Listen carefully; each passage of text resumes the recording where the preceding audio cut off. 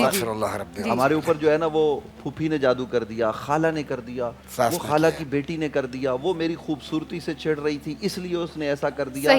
یہ مردوں کو بھی مریض بنا دیتی ہیں, اور وہ بیچارہ پھر ڈاکٹر کے پاس جاتا ہے, ڈاکٹر اس کو دوائی دیتا ہے, وہ ٹھیک نہیں ہوتا, وہ پتہ نہیں یہ ذہنی مریض ہوتا ہے. پھر وہ کہتی ہیں آپ پہ بھی کسی نے جادو کر دیا. مزے کی بات یہ 2 نمبر کے عاملین. اب وہ مجھے ایک صاحب آئے, وہ کہنے لگے بڑے مزے کا قصہ آپ کو سناتا ہوں, وقفے کا ٹائم تو نہیں ہوا؟ نہیں بالکل نہیں. وہ ایک صاحب آئے, مجھے کہنے لگے مفتی صاحب, یہ میں لوگوں کی اصلاح کے لیے سنا رہا ہوں, مفتی صاحب میں ایک عامل کے پاس گیا ہوں اور وہ انہوں نے مجھے بتایا جادو ہو گیا. میں نے کہا یار آپ کے اوپر کہاں جادو ہوا, مجھے تو نظر نہیں آ رہا. کچھ دکھے تو صحیح نا کہ جادو کے اثرات بھی ہوتے ہیں, جیسے حضرت نے کہا. تو ہمارے ایک بزرگ ہیں, استاد صاحب ہیں, تو ان کے پاس ہم بیٹھتے ہیں, وہ شیخ اکبر کو بھی پڑھاتے ہیں, حضرت بھی ان کو جانتے ہیں. تو وہ ہمارے استاد صاحب جو ہے نا وہ ہماری رہنمائی کرتے رہتے. تو میں نے ان صاحب سے کہا نظر تو نہیں آ رہا تمہارے اوپر جادو؟ وہ کہنے لگا جی میری بیوی نے یہ کہا ہے اور یوں ہوا ہے اور وہ ہوا ہے. میں عامل کے پاس گیا ہوں تو عامل صاحب نے کہا ہے کہ اس کا علاج ممکن ہوگا لیکن اس کے لیے 3 گائے چاہیے. میں نے کہا اچھا گائے کے ذریعے علاج ہوگا؟ بولا ہاں جی. وہ گائے کا گوشت فلاں نوچندی کو رات کو 3:11 پر وہ کشتی میں بیٹھیں گے اور بیٹھ کر سمندر میں جا کر ڈالیں گے. تو اس نے کہا جی میں پھر 3 گائے خرید کے لاتا ہوں, میں 3 گائے خرید کے لاتا ہوں اور میں آپ کو دیتا ہوں اور ذبح کر کے. نہیں گائے آپ نے نہیں خریدنی, پھر تو آپ کا معاملہ ہی خراب ہو جائے گا. اس کا خون بھی ہم نے کرنا ہے, سب کچھ کرنا ہے, آپ پیسے دے دیں, گائے ہم ذبح کریں گے. تو وہ بیچارے کے پیسے بچنے تھے, وہ اس لیے مولوی صاحب کے پاس آ گیا مسجد میں. تو میں نے اس کو کہا پھر, بولا جی وہ میں اب ارادہ رکھتا ہوں کہ بھائی یہ نوچندی آنے والی ہے, گائے کے پیسے جا کر دے دوں, وہ اتنے لاکھ روپے بنتے ہیں. میں نے کہا بھائی وہ نہیں دینا, وہ سارے کے سارے پیسے جیب میں ڈالے گا اور کہے گا آپ کا کام ہو گیا. بھائی وہ گوشت اگر کھلانا ہی ہے, دیکھیے صدقہ بلاؤں کو ٹالتا ہے, اور آپ خود آپ کو کوئی پریشانی لائق ہے تو اب ہمارے یہاں لوگ گھر میں آرام کھائیں گے اور ایسی چیزیں گھر میں رکھیں گے جن کے بد اثرات ہوتے ہیں اور نظر بد بھی لگتی ہے, یہ ثابت ہے. لیکن ہم ان کا علاج جو نبی علیہ السلام نے بتایا ہے وہ ہم نہیں کر رہے, ہم وہ کام کر رہے ہیں جو شریعت سے متصادم ہے. نبی علیہ السلام نے فرمایا صدقہ یہ بلاؤں کو ٹالتا ہے, تو ہم صدقہ کیوں نہیں دیتے؟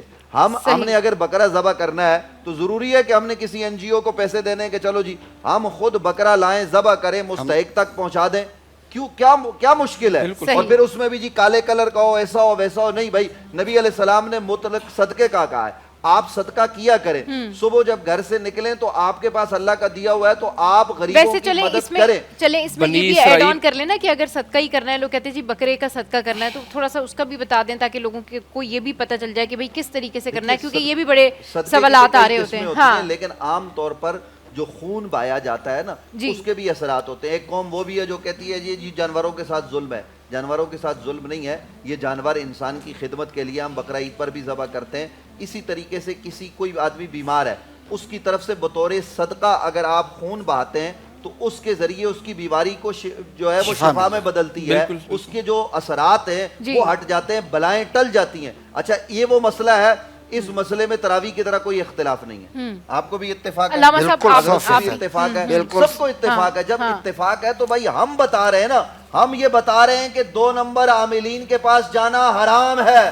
یہ میں فتویٰ دے رہا ہوں بیٹھ کے آپ کے اس چینل پر, بالکل بغیر کسی لگی لپٹی کے میں فتویٰ دے رہا ہوں. فتویٰ یعنی فتویٰ دینا, یہ ہم عام طور پر مسائل بتاتے ہیں اور ایک جب کہتے ہیں نا فتویٰ دینا, اس کے پیچھے پوری ایک طاقت اور قوت ہوتی ہے شریعت کی. میں فتویٰ دے رہا ہوں جعلی 2 نمبر ڈبہ پیر کے پاس, یہ جو دکانیں کھول کر بیٹھے ہوئے, انہوں نے دیواروں پہ لکھ کے لگایا ہوا, حکومت کے چاہیے کہ ان کی وال چاکنگ پہ پابندی لگائیں. ویسے پابندی ہے, ان کو اجازت ہے, اور ان کو گرفتار کیا جائے, یہ ہم کہہ رہے ہیں. لیکن ان کے پاس کوئی مسلمان مرد اور عورت جاتا ہے تو حرام ہے. یہ عورتوں کی عزتیں تار تار کرتے ہیں, یہ ایسے بدبخت 2 نمبر لوگ ہیں.